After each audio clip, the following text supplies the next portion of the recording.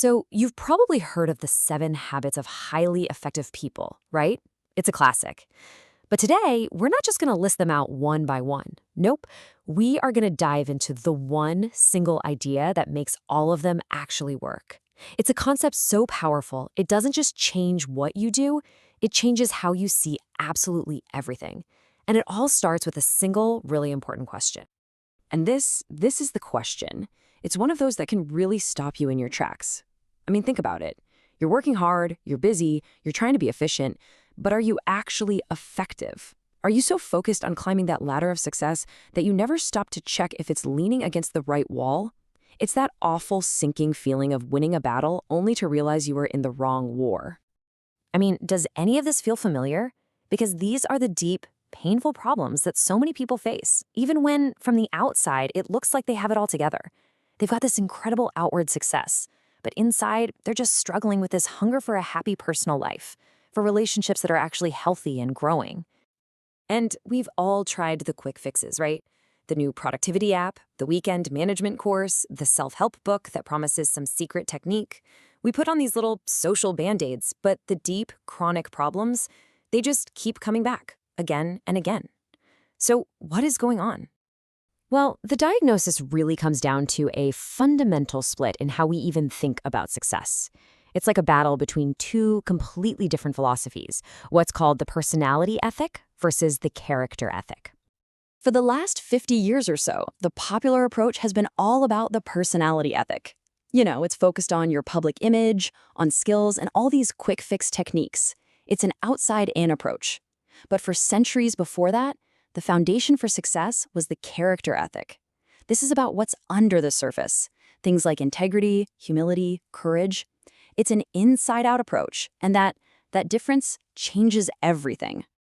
See, the personality ethic is kind of like taking an aspirin for a serious illness. It might help with the immediate pain, but it does nothing to cure the chronic disease. You just can't fake deep character. Sooner or later, the truth of who you really are comes out.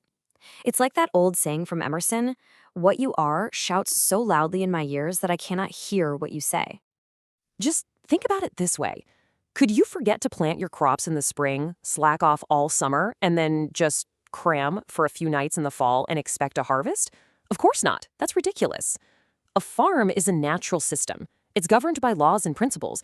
And guess what? So are we. You can't shortcut real growth. So, if all these techniques and quick fixes aren't the real answer, what is? Well, this brings us to the core aha moment of this whole thing, the idea of a paradigm shift. So, what's a paradigm? It's really simple. It's just a map. It's not the actual city. It's just your map of the city. We all have these mental maps for everything. How to be a good parent, how to succeed at work, you name it. But here's the crucial question. What if your map is just wrong? Okay, let's try a quick experiment. Take a good look at this picture. What do you see? Some of you are probably looking at it and immediately seeing a young, stylish woman. But others are looking at the exact same picture and seeing an older, kinda sad-looking woman. And here's the wild part. If you were in a room arguing about it, you'd both be right. It's not about logic, it's all about perception. And that brings us to the key. Our paradigms, our maps, are shaped by our experiences and our conditioning.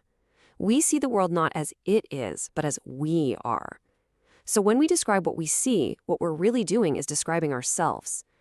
So this is the big takeaway. The most fundamental problem we have isn't our behavior or our attitude. It's our own perception. We try to change what we do, but if we don't first examine the lens we're looking through, we'll never get to the root of the issue. The way we see the problem is the problem. This whole idea is perfectly captured in a famous story. Imagine you're the captain of a battleship on maneuvers in thick fog. Suddenly, you see a light dead ahead. Operating from your paradigm that you're a big, important battleship, you send a signal demanding the other ship move. A calm, simple reply comes right back. The captain, he is a bit stunned.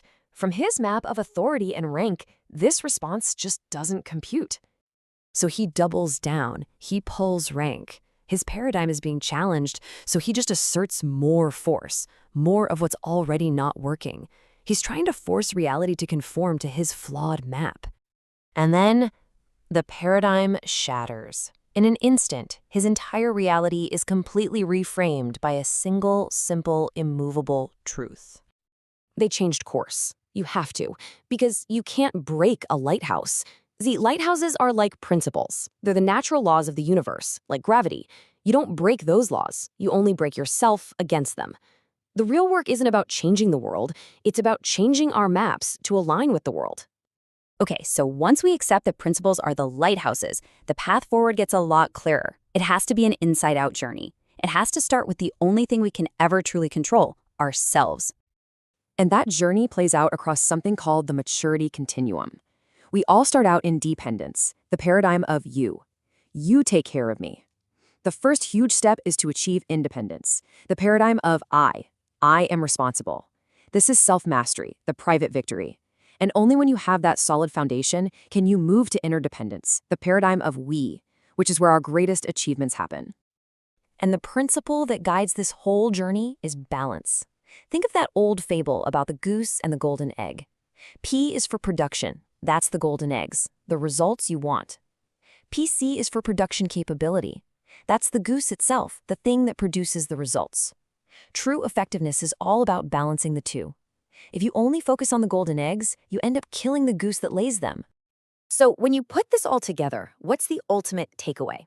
Well, if our paradigms create our reality, and we have the power to change those paradigms, then that gives us a pretty profound responsibility. To really understand this, just look at the story of Viktor Frankl. He was a psychiatrist who was imprisoned in the Nazi death camps.